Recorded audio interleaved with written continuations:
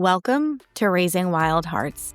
I'm Ryann Watkin, and this is my weekly podcast where I share conversations that matter, soulful talks to help you create a fulfilling life, raise the next generation with patience, presence, and purpose, and stay deeply connected to yourself, to others, and the divine. Around here, we believe we can change the world by starting at home. Let's dive in.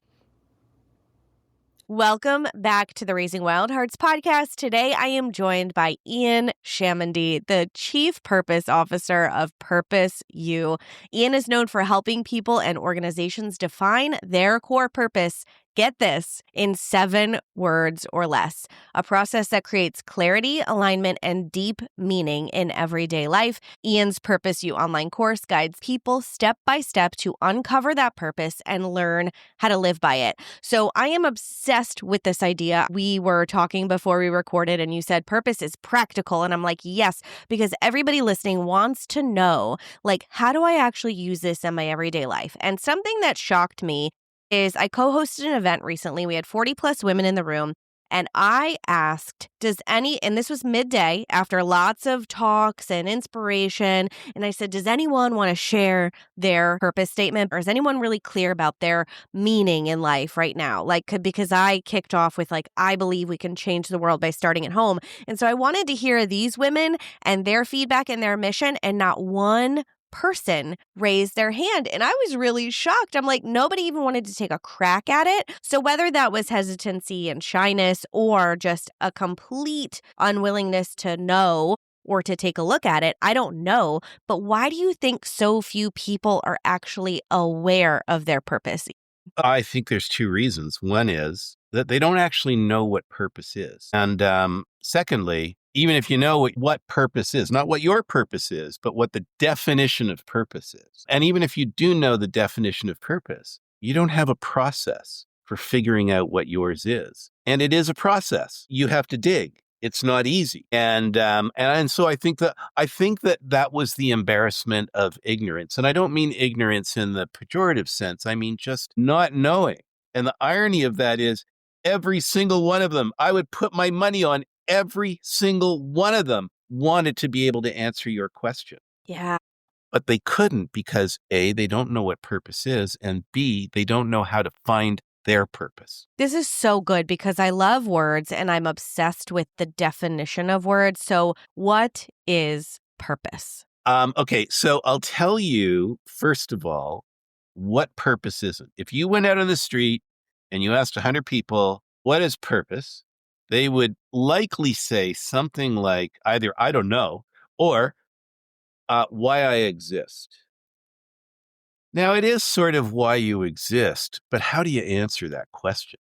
The other thing purpose isn't, and I'm about to demonstrate that, is that it's not something out there. It's not something you're committed to. It's not, climate change. It's not, political. It's not any of those kinds of things. It's not solving hunger. It's inside you. Your purpose is inside you. And that really got struck home to me about 6 or 7 years ago when I stumbled upon a quote from Pablo Picasso, the artist, right?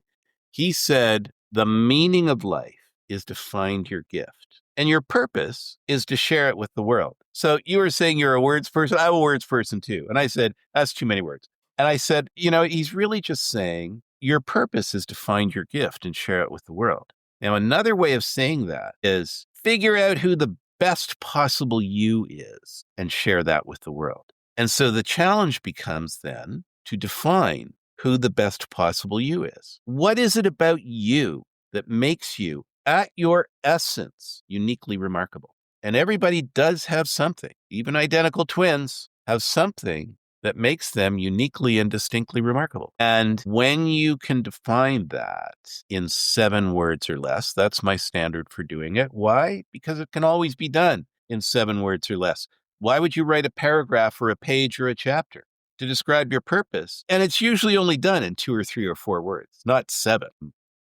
So when you can define your purpose that clearly, precisely, and compellingly, it does 2 things to you. First of all, it just elevates your confidence. Now, whatever your baseline confidence was, whether it was not good or good, you're going to go up a notch. You're going to go up, from 1.0 to 2. Why? Because you know that you have a superpower and you know how to use it because you've been using it all your life. You just didn't know it. But now you can use it with intentionality. And no matter how much the world beats you down, they can't beat that superpower out of you. I'll give you an example. Mine is transforming confusion into clarity. That's my special skill. If you got a really intractable problem that you can't solve, I won't solve it for you, but I can lead you through a conversation where we, whether that's just two of us or a whole group of us, figure out the answer. And I've got a special technique for doing that. And nobody can ever take that away from me, no matter how hard. So I have sort of an elevated baseline confidence because I know I have a superpower called transforming confusion into clarity.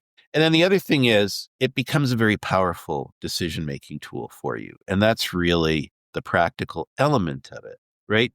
What I'll call woo-woo element is this idea that you feel like you have a superpower to give to the world, and therefore you can make good things happen with it.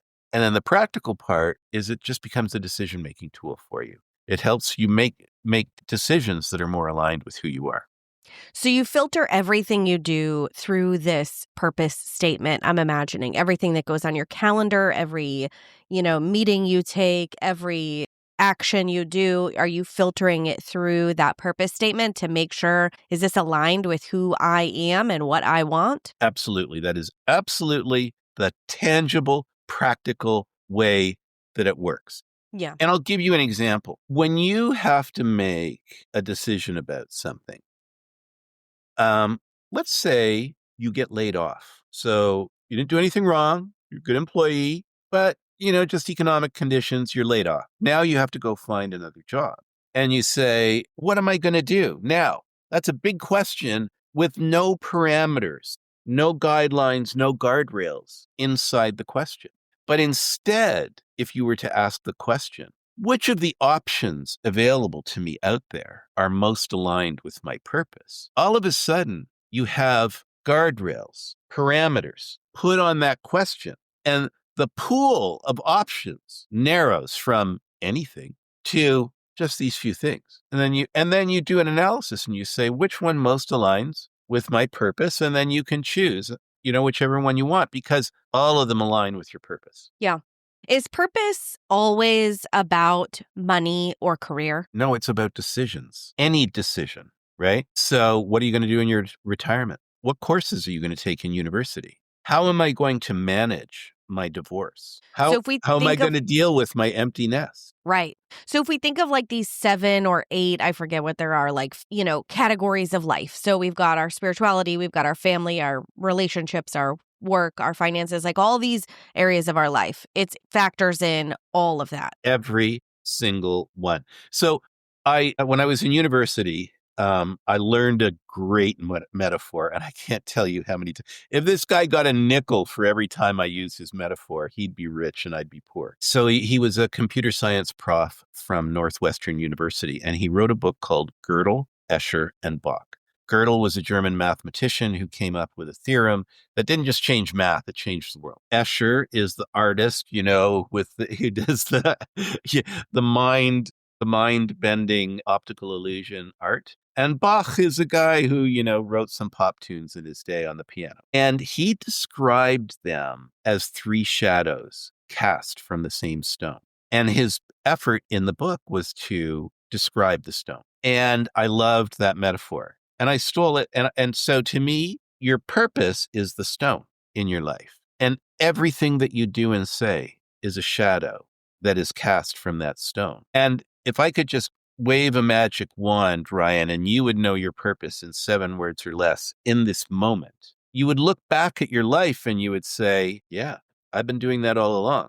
And in the places that I haven't been doing it, that aren't aligned with this, those were not positive experiences in my life. Right. And as I look back, I could have avoided those experiences if I had known my purpose, because very clearly they're not aligned. You're right.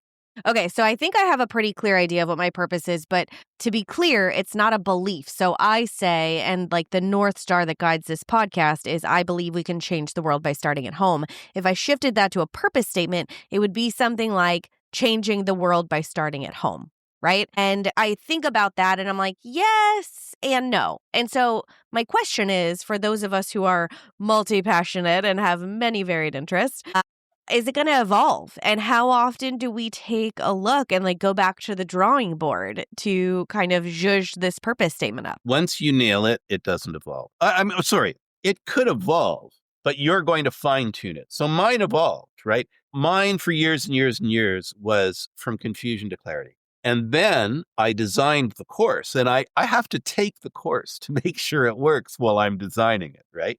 And I changed it to transforming confusion into clarity.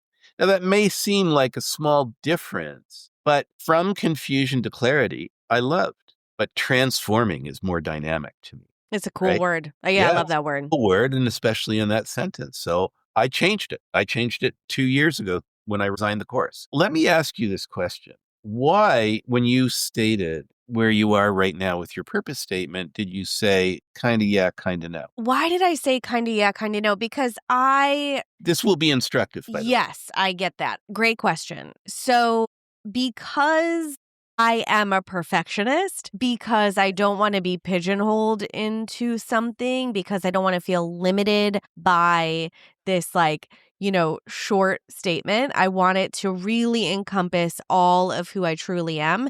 And when I think about, okay, changing the world by starting at home, what about when I'm outside the home? Okay, well, it still applies, right? I really believe, and the essence of it is like, and I think I could peel back the layers of the onion even more. The essence of it is that it's not just changing the world by starting at home here in my home. It's at home here in my own mind and heart. Like, that's how I truly believe. Like, peace begins with me. Like, okay, and then I picture somebody like countering in a debate, like, well, what about, the wars happening and hunger and homelessness and all of those?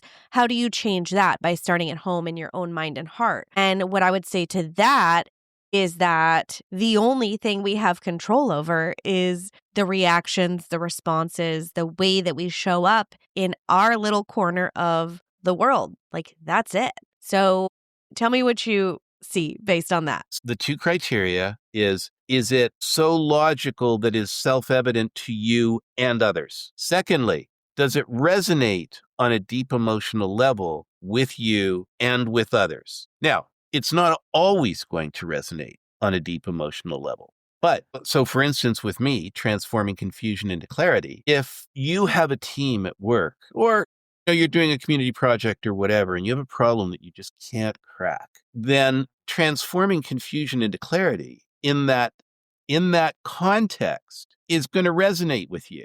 If we're just yakking in a dog park, while we're running our dogs, it's not going to resonate with. So I guess my question back to you is it kind of, but not there because it is not yet so logical that it is self-evident? And secondly, does that statement resonate on a deep emotional level with you and others? And here's one more element. If it doesn't do number 1, it can't do number 2. If you don't have the right words so that it's so logical that it's self-evident, then it won't resonate with you on a deep emotional level. See, as I continued to like blah, blah, blah it out, I did feel that emotion. But, Yeah. so like as I had to just add more words to it. So therein lies the problem where people are going, how do I do this in 7 words or less? And why is that brevity so important too? So the reason it's so important is what I call the 3 easies. It's easy to understand, right? Transforming confusion into clarity. That's pretty self-evident. It's easy to remember. Why? Because it's easy to understand. So you remember it. And then it's easy to repeat. So Ryan, if you meet somebody later in the day and they say, we're having this problem and every time we try to solve it, we just put it on the shelf for the next time we discuss it. We keep kicking it down the road. What more do you need to hear about my purpose for you to say to them, hey, I know this guy?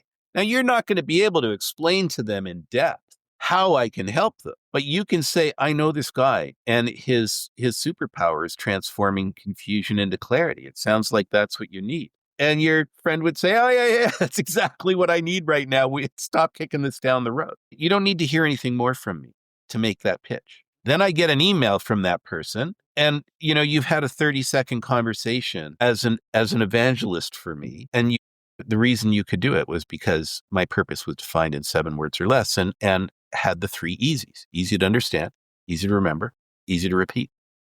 This will be really helpful at like a cocktail party or a networking event, because when you have this nailed down so specifically, you mentioned confidence. I just imagine people being like, what do you do? And you being like, I transform confusion into clarity. Oh, really? What does that mean? Tell me more about that. Right? Okay, look at how you reacted there. You're right. That's really important. Yeah. So when you've nailed your purpose statement and you say it, people go, that's interesting. Tell me more. They're not asking out of confusion. They're not asking because you're not clear. Curiosity. They're asking because they're intrigued. Yeah. You've piqued their interest. The headline in the newspaper worked. Now you're going to read the article. Yep. So I'm back to the drawing board, perhaps with my purpose statement. And where does somebody who's a little confused, like me, but maybe not fully confused, like, where do we start? The question I usually get people to contemplate to get them thinking in the right direction is, if it you do and say is a means to an end, what's the end? And then what it does is it gets you to recognize that everything that's going on in your life is happening at this level, but there's actually a level above it that guides it, right? Everything you do and say, going to work, being a mother, a father, all that stuff, having your kids in sports, whatever it is, being a mountain climber, those are shadows that are cast from the stone. So when I say, if everything you do is a means to an end, what's the end? It makes you start thinking about the stone. What are the common threads in all of these things? So that you can do, to really sort of nail it. What I've tried to do is make it as easy as possible for you. But we are talking about digging into you. That's a complex organism, right? So the first part of the course gets you to go through a process where you break down 2 accomplishments in your life, 2 things that you're proud of. And I get you to break those down until they produce, at the end of that first segment, 3 buckets: your beliefs, your wants, and your talents. And who you are, what makes you uniquely remarkable, is whatever your unique combination of beliefs, wants, and talents is. So now we've got the building blocks of Ryann, right? The psychological building blocks of Ryann. Now, as I lead you through that process, I'm sitting on one side of you holding your hand, and our AI assistant is sitting on the other side holding your other hand. The AI assistant is called Wordsmith because it does 2 things. It, when you're answering questions in the exercises, if you're not happy with the words, it will help you find better words for that answer. And then the second thing that it does is it can see things that you can't see. So when we get a bunch of raw data, like your sets of beliefs, wants, and talents, we can get Wordsmith to look at that and say, what do you see here that I don't see? And that's the next step in getting to your purpose statement. Now, when I'm sitting beside you on one side holding your hand, I think we have like 27 videos. They're all 2 minutes, 4 minutes, 5 minutes, nothing, but they give you very detailed and substantive instructions. So you go to video 1, you get detailed and comprehensive instructions. Then you go to the exercise space where Wordsmith is waiting for you to help you do the first exercise and answer the first question. Then you go back and watch video 2. Then you go back to Wordsmith and you blah, blah, blah. So that's how the course works. And in the end, you have your purpose defined in 7 words or less, and you have your purpose pitch, which is a 3-sentence paragraph that tells the story of your purpose. So like you said, Ryann, when you're at that cocktail party and then you go, oh, what does that mean? Well, next out of your mouth is your purpose pitch. So what part does challenge, trauma, pain have to do with purpose, if any? Everything in your life informs who you are. Those are sort of negative areas of your life, right? What we do is we look for the most positive areas of your life because that's where your purpose is raging at the time, right? Like if you're involved in a project, either you're doing it yourself, you're running it, or you're a cast of thousands. If you're proud of it, then that's a really positive experience in your life. And you know that in those situations where you did something that you were really proud of, you were in that flow state.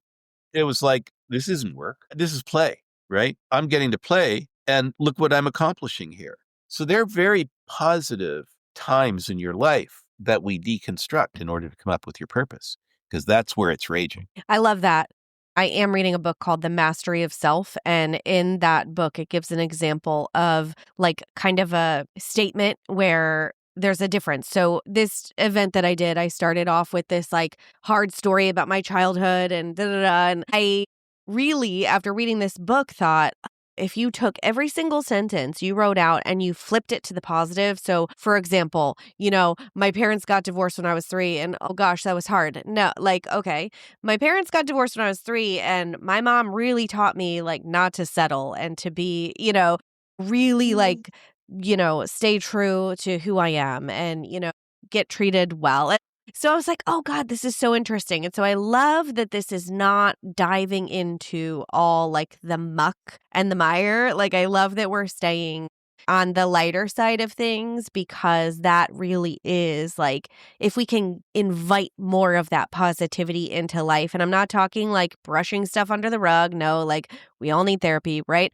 But I'm talking about like really focusing on like those events and things that you're proud of. So I think that's a great place for people to start. Like, what am I proud of right now? Right? Like, in this season of life, even. So when you say, I'm making a decision that is aligned with my purpose, what you're really doing is you're saying, I'm making decisions that are aligned with my beliefs, wants, and talents. And that's why you get the intellectual and emotional resonance, because it aligns with your beliefs, wants, and talents. The more you can make decisions that are aligned with your beliefs, wants, and talents, those are good decisions. And even if you're using your purpose as a decision-making tool to get you out of a distressing situation, every step out of the distressing situation, you're still distressed, but you're less and less and less. You're climbing out, right? You're getting to a better place. That's what I was going to ask you, actually. Like, so we know our purpose statement. Let's assume that we're walking around like having this statement in our back pockets. Like,